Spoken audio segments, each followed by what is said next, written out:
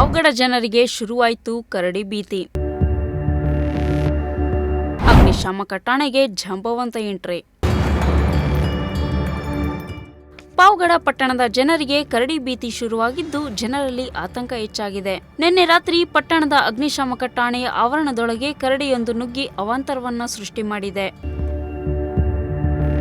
ಪಟ್ಟಣದ ಬಳ್ಳಾರಿ ರಸ್ತೆ ಮಾರ್ಗದ ಎಪಿಎಂಸಿ ಸಮೀಪದಲ್ಲಿ ಅಗ್ನಿಶಾಮಕ ಠಾಣೆ ಇದೆ. ಇನ್ನು ಈ ಠಾಣೆಗೆ ಒಂದು ಕಡೆ ಕಾಂಪೌಂಡ್ ಇದ್ರೆ ಮತ್ತೊಂದು ಕಡೆ ಕಾಂಪೌಂಡ್ ಇಲ್ಲ.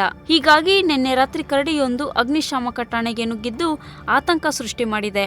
ಅಗ್ನಿಶಾಮಕ ಠಾಣೆ ದಿನದ 24 ಗಂಟೆಯೂ ಕೆಲಸ ಮಾಡುವುದರಿಂದ ಸಿಬ್ಬಂದಿ ಜೀವ ಕೈಯಲ್ಲಿಡಿದು ಕೆಲಸ ಮಾಡುವಂತಾಗಿದೆ.